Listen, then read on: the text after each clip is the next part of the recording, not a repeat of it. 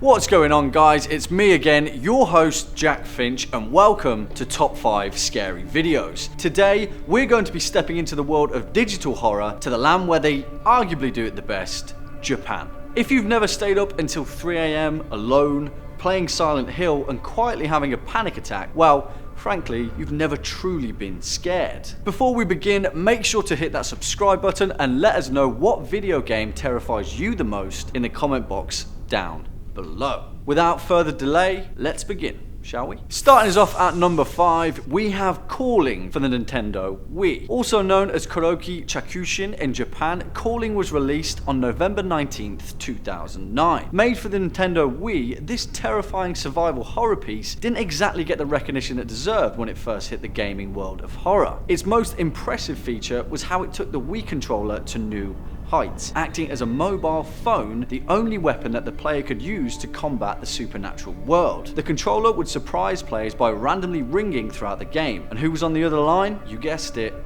ghosts. The game begins with players hearing rumours about a cursed chat room called The Black Page, a mysterious website that shows only a counter of the number of people who died visiting the page. Pretty easy to avoid. The story then focuses on 4 people who awaken in a realm between the living and the dead, known as the Mnemonic Abyss. That's where the meat of the game really lives, exploring an insane, twisted version of Stranger Things' Upside Down, but with more ghosts. Next up at number 4, we have Night of Sacrifice, otherwise known as Ikeni no Yuru. Also designed for the Wii, Night of Sacrifice was first released in Japan in 2011, but unfortunately for us, it wasn't released outside of Japan. So, unless you know someone who owns a Japanese import, your chances to play this game are pretty slim. There are also very few mechanics in this game, which kind of makes it even more terrifying. The player can walk forward, walk backwards, and wave around their flashlight. That's it. Did we also mention you have to make your way through a twisted, haunted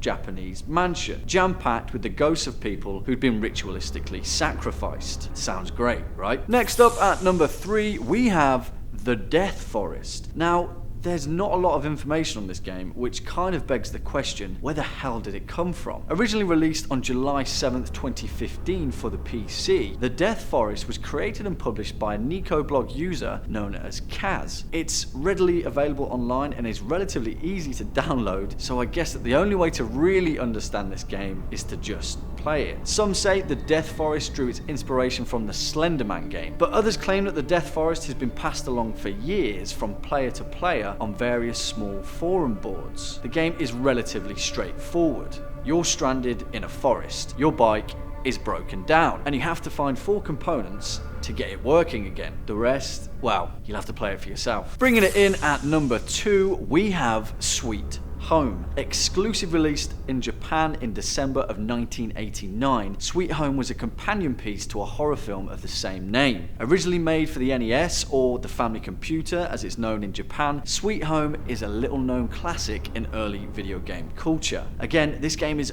only available in Japan and has been relatively untouched by a Western audience. It is also considered as the flagship video game for the survival horror genre and gave birth to the wider franchise. The story focuses on, again, a haunted mansion, but the terrifying twist to this narrative is the nature of the restless spirits that inhabit there. At one point in the game, the player stumbles across a projection room where a loop of a couple and their baby burning in a fire is played on a monitor. It is later revealed that the previous occupants of the mansion had a 2-year-old son who fell into the house's incinerator and was burnt alive. His mother attempted to provide her son's ghost with playmates by luring several other children to the mansion and killing them. Yikes. Also, if we didn't forget, if one of the player's characters dies in the game, they're dead forever. Sweet Home is a game with no extra lives. And finally, coming in at the top spot, we have number 1, Silent Hill 2. Okay, I'm gonna say it. Silent Hill 2 is the scariest game ever made.